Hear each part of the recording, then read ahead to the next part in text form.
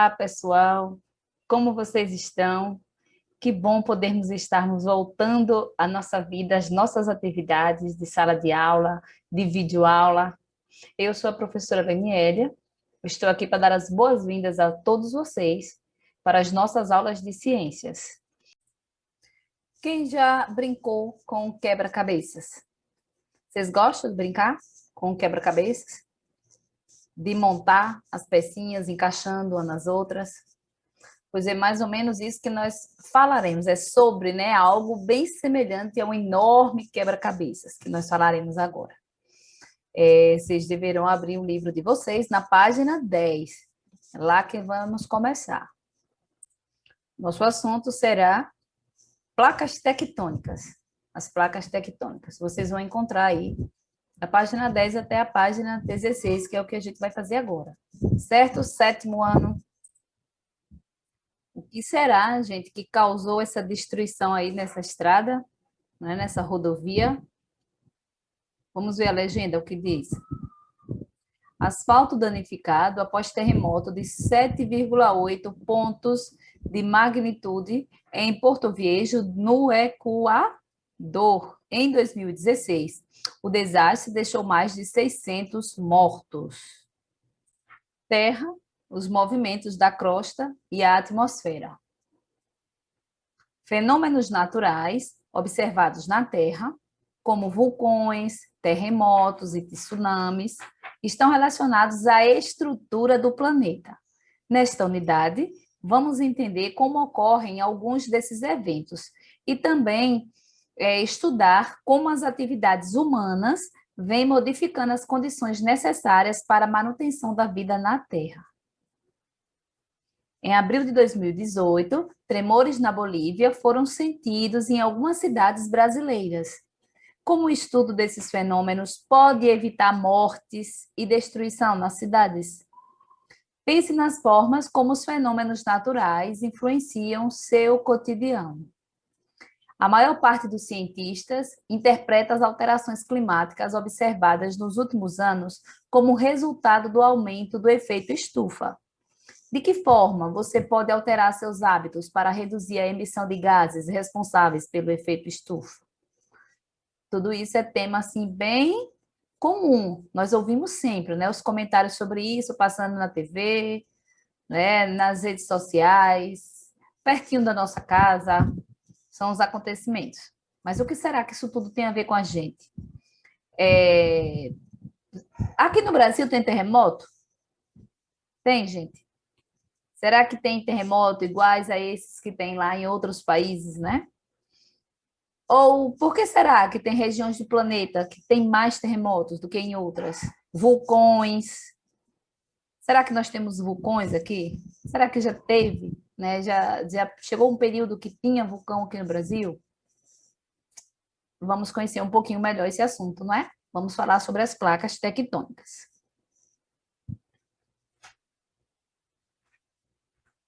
Olha a imagem do vulcão, o vulcão Sinabung, um dos mais ativos da ilha de Sumatra, na Indonésia. Essa erupção registrada em 2017. Nós já vimos que o planeta Terra tem a forma aproximada de uma esfera e que é formado por camadas, certo? Estão lembrados, né? Lembram lá da crosta, do manto e do núcleo? Né? São basicamente 3 camadas, né? As mais internas elas vão se subdividindo, né, em outras, mas não deixa de ser isso: crosta, manto e núcleo. Você se lembra de quais são essas camadas? Vamos lembrar? Lembrem como são as características de cada uma delas. Veja a figura aí, que mostra um vulcão em erupção na Indonésia. A pasta alaranjada que vemos na imagem é formada por rochas muito quentes e derretidas. Ela é chamada lava e vem de dentro da terra, de uma camada conhecida como manto, certo? O manto, quando ele chega à superfície, né? Quando ele se expõe, ele recebe o nome de lava. Olha aí a imagem. Aí vamos lá as outras questõezinhas para nós pensarmos. O que são erupções vulcânicas, terremotos e tsunamis? Por que os terremotos são tão raros no Brasil? Será que a distribuição dos continentes sempre foi como é hoje? Você já notou que a costa do Brasil parece se encaixar na costa oeste da África? Já observou? Quando nós estamos falando de costa, estamos falando do litoral, né, gente? A área aí que fica banhada pelo mar. Vamos lá? Os continentes em movimento. Já ouviram falar sobre isso, não já? Atualmente, existem 6 continentes. Quais são eles? África, Ásia, Antártida, Oceania, Europa e América. Você vai conhecer mais sobre eles no estudo de geografia. Mas observe essa figura abaixo, que os contornos de alguns continentes parecem se encaixar como peças de um quebra-cabeça. Lembra que eu falei lá no início do enorme quebra-cabeça? Veja, por exemplo, o encaixe quase perfeito entre a costa da América do Sul e da África. Vamos lá. América do Sul, olha aí, e África, como se encaixam? Certo? Sabemos ainda que os tipos de rocha encontrados nos planaltos brasileiros e africanos são muito parecidos. Então, as rochas encontradas aqui na África também são parecidas com encontradas aqui na América do Sul, né? No Brasil. A figura também mostra que fósseis de um mesmo tipo de animal foram encontrados em continentes que se encaixam. A figura 1.3 mostra um fóssil encontrado tanto na América do Sul como na África. Por que será que isso acontece? Observem, gente, que são muitas coincidências, né?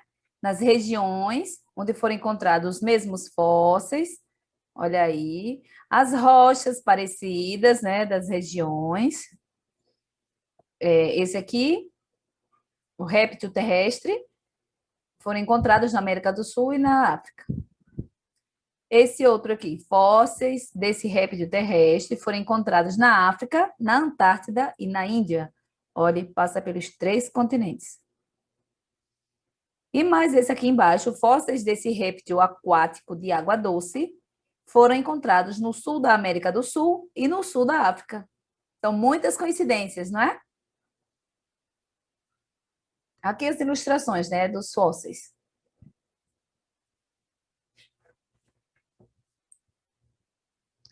Deriva continental e tectônica de placas. Com base nestas evidências, né, quais evidências? O encaixe do contorno e a semelhança entre rochas e fósseis.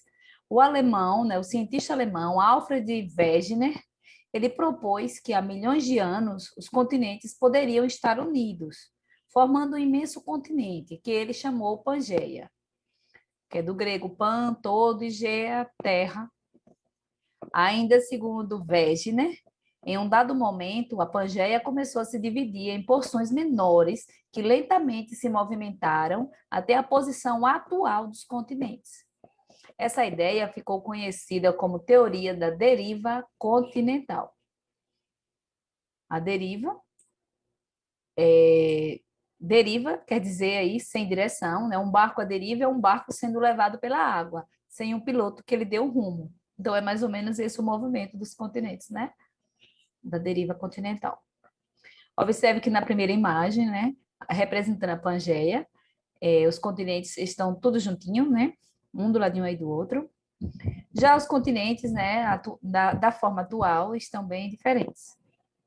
O problema é que naquela época, os cientistas acreditavam que a litosfera, que é a parte mais externa do planeta, né, a sólida, onde ficam as rochas, era formada pela crosta terrestre e pela parte superior do manto. Eles acreditavam que a litosfera era estática, que não se movia. E Wegener não conseguiu explicar de maneira satisfatória quais forças faziam os continentes se moverem.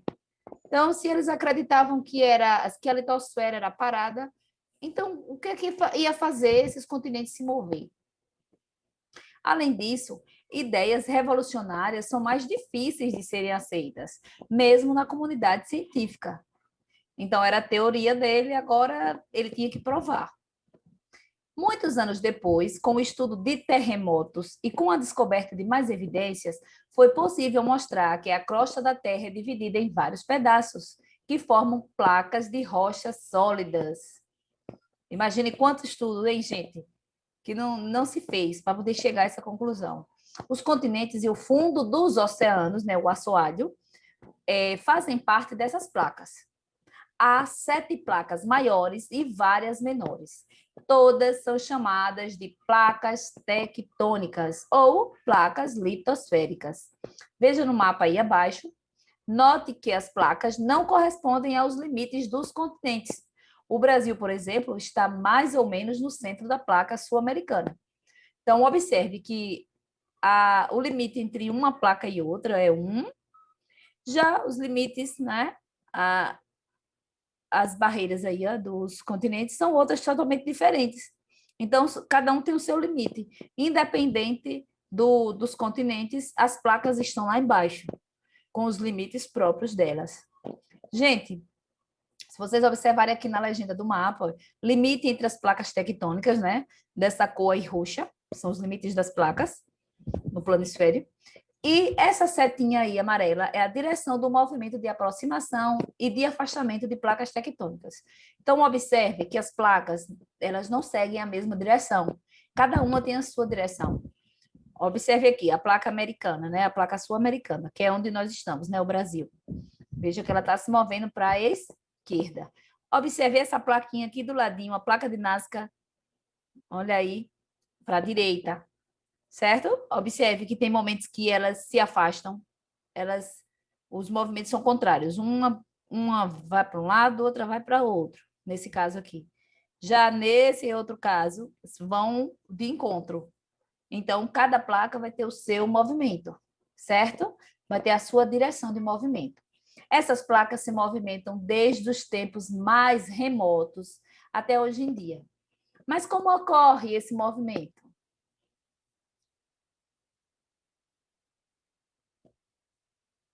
Vamos procurar entender. O que é que faz essas placas se moverem? Uma das hipóteses é de que o calor que vem do núcleo da Terra aquece o manto. Suas partes mais aquecidas ficam menos densas e sobem, enquanto as partes mais frias descem. Dessa forma, criam-se correntes que movimentam lentamente as placas tectônicas sobre o manto. Vamos entender. Aqui a imagem da Terra, não é? Por fora, a crosta. Esses vincos aí representam os limites entre as placas. Olha aí, limite entre placas. E embaixo das placas, o que é que tem? Olha aí, o que é que sobe, desce, sobe, desce. Olha aí, gente. O manto, a parte que está mais fria vai descendo, a parte que está mais quente vai subindo. Esse movimento do manto é o que vai fazer as placas se moverem, certo?